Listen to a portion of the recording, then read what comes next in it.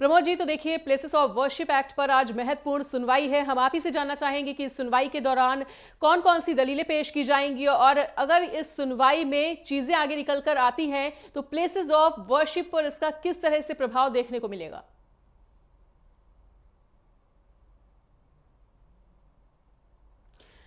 Pramod sir, हम चाहेंगे कि अपनी बात को अनम्यूट करके रखें। देखिए, आज ये निश्चित रूप से काफी ऐतिहासिक दिन है, जी। क्योंकि आज पूरे देश का भविष्य एक तरह से जुड़ा हुआ है। हम्म। क्योंकि ये जो दो फोर्सेस हैं, खास करके सनातनी और मुस्लिम, जी। इन दोनों का एक प्रतिष्ठा का जो है विषय है इसमें। और जो कॉम्युनल हार्मनी है उस पे भी टिका हुआ है, क्योंकि एक पक्ष जहाँ पे अपनी वक्तव्य रख रहे हैं, दूसरी पक्ष उनकी अपनी श्रद्धा और विश्वास से जुड़ा हुआ है। तो मैं समझता हूँ कि ये माननीय सर्वोच्च न्यायालय पे निश्चित निश्चय कर रहा है कि आज संजीव खन्ना साहब का कोर्ट है और संजय कुमार साहब का जस्टिस हैं, उनके कोर्ट में जो चलेगा मैटर। लेकिन मुझे जो ऐसा लगता है, चूंकि इसके पहले जो चंद्रचूड़ साहब जो चीफ जस्टिस ऑफ इंडिया थे, उन्होंने ये बहुत ही क्लियर कह दिए थे इसमें कि देखिए, इसमें इन हर आदमी का एक फंडामेंटल राइट है उसके बारे में जानने का। तो यदि कोई जानना चाह रहा है कि इसके पीछे का इतिहास क्या है, क्योंकि ये देखिए, ये तो फाइनल हो गया है ना कि यहाँ पे मुगल आक्रांता जो आज के 700-800 साल पहले आए थे, और उन्होंने जो सनातन संस्कृति था उसको ध्वस्त करने का काम किया था। और जो संस्कृति से जो जुड़ा हुआ हमारे जो आस्था का केंद्र हुआ करता था, संस्कृति का केंद्र जो हुआ था, जितने बड़े बड़े मंदिर थे, चाहे वो अयोध्या का हो, ज्ञान वापी का हो, चाहे मथुरा का हो, चाहे संभल का हो, चाहे अजमेर शरीफ का हो, चाहे भोजशाला का हो, ऐसे अनेकानेक जो भी हिंदू जो आस्था का एक केंद्र था, जो जहां से जो है शक्तियां उनको मिलता था, ये सारे के सारे उनको ध्वस्त कर करके उनके मानसिक एक तरह से गुलाम बनाने की कोशिश किया था। लेकिन अब वो वक्त आ गया जब भारत आजाद हुआ। आजाद होने के बाद अब लोगों में एक जागृति आई।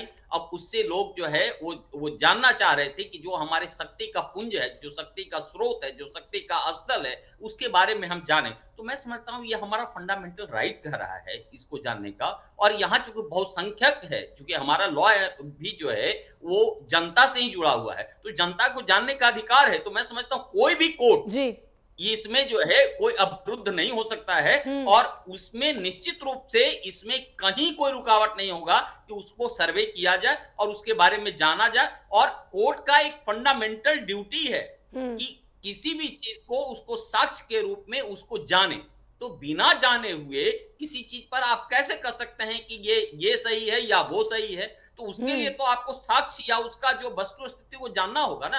अभी जैसे मैंने खुद देखा है ज्ञान वापी में जाकर के, आप हम्म। देखिए वहां के जो दीवारें हैं चारों तरफ चीख चीख कर पुकारता है कि यहाँ सनातनियों का ये केंद्र बिंदु था, ये संस्कृति का यहाँ पर जो है मूलभूत संरचना है। और उसके बाद यदि आप जो आपकी आंखों से दिख रहा है, और अब तो उसके बाद आ गया कि खुद विश्वेश का जो लिंग वहां पर प्रकट हुआ, जहां पर बजूखाना हो रहा था, जिसमें सोचिए कि कितना निंदनीय होता है कि एक इतने बहुसंख्यक को जो सनातनी है, जो समझिए कि पूरे विश्व का बिल्कुल। एक सबसे पुरानी एक धरोहर है संस्कृति का, उस पे आप जो है कुठाराघात कर रहे थे, उस पे हम्म। आप व्यवधान कर रहे थे, बल्कि उसको संजय तौहीन कर रहे थे। हम्म। आप वजू करा करके जो हमारे इष्ट देव हैं, जो हमारे श्रद्धा का सबसे बड़े केंद्र हैं, उनको। तो मैं समझता हूँ माननीय सर्वोच्च न्यायालय को भी ये देखना होगा। और सर्वोच्च न्यायालय कोई भी जनता से ठीक है। ऊपर नहीं हो सकता है। सर्वोच्च बिल्कुल। न्यायालय भी वही प्रमोद सर, निर्णय इधर करता है आपसे जो ये भी जनता जानना के अभिप्राय चाहेंगे। होती है। बिल्कुल, इस एक्ट को देखिए हिंदू विरोधी बताया जा रहा है और ऐसे में अगर वर्शिप एक्ट रद्द करने की जो मांग की गई है, इस पर सुनवाई के बाद अगर इस एक्ट को रद्द नहीं किया जाता तो ज्ञानवापी हो, चाहे मथुरा मस्जिद का मामला हो और चाहे संभल का मामला हो, किस तरह से प्रभावित होंगे वो। देखिए, मैं आपको बताऊं कि प्रभावित तो इसमें जो मुझे ऐसा लगता है, जो जो थोड़ा बहुत जो कानून का ज्ञान है, कोई भी न्यायालय जनता से ऊपर नहीं होता है। जी। आप जनता की आवाज का देखिएगा। बहुत सारे ऐसे सर्वोच्च न्यायालय का न्याय हुआ है कि यदि आप जनता की आवाज से ऊपर आप उठते हैं तो जनता उसको नए सिरे से मना कर देती है कि हम हम्म। नहीं मानेंगे। और एक चीज और बता दूं कि चूंकि सर्वोच्च न्यायालय हमेशा एक जो वास्तविकता होता है, एक जो नेचुरल जस्टिस होता है, उसी जी। पर आधारित होता है। तो नेचुरल जस्टिस एक चीख चीख करके दे रहा है कि उनको भी अधिकार है जानने का और जानने के लिए मना नहीं कर सकता है। दूसरी तरफ बात हो गई कि यदि दोनों पहलू है, यदि आप जानने देते हैं तब तो जो है ठीक है, आपको जो है कुछ भी जो प्लेस ऑफ वर्शिप एक्ट है उसके अकॉर्डिंगली करेंगे, क्योंकि प्लेस ऑफ वर्शिप एक्ट भी जो आ जी। रहा है वो साफ कह रहा है कि इसका जो 3 मोटो होता है कि हुँ, एक कल्चरल हेरिटेज को प्रोटेक्ट करना, हुँ, जो उसका सेक्शन 3 में कर रहा है। हुँ। दूसरा कह रहा है preserving of historical and architectural significance, जी, इससे भी जुड़ा हुआ है। जी। फिर प्रमोशन ऑफ कॉम्युनल हार्मनी, तो कॉम्युनल हार्मनी में जो जी, बिल्कुल। बहुसंख्यक हैं उनको यदि आप इनको आजादी नहीं ठीक है। दीजिएगा जानने का, तो हुँ, निश्चित रूप से वो व्यवधान आएगा। तो इसलिए बिल्कुल। एक जो कल्चर हेरिटेज है, कल्चर हुँ, हेरिटेज है कि आप चूंकि आज के 1000 साल या 2000 पहले से वो मंदिर वहां पे है, श्रद्धा का ठीक है। केंद्र रहा है, संस्कृति और का ऐसे केंद्र में रहा है, बहुत से तो लोगों की उनको आस्था के भी साथ प्रिजर्व भी करने की बिल्कुल, जरूरत है। बिल्कुल, आस्था के साथ भी कहीं न जी, कहीं खिलवाड़ का ये मामला है और फिलहाल हमारे साथ जुड़ने के लिए सर आपका बहुत-बहुत शुक्रिया।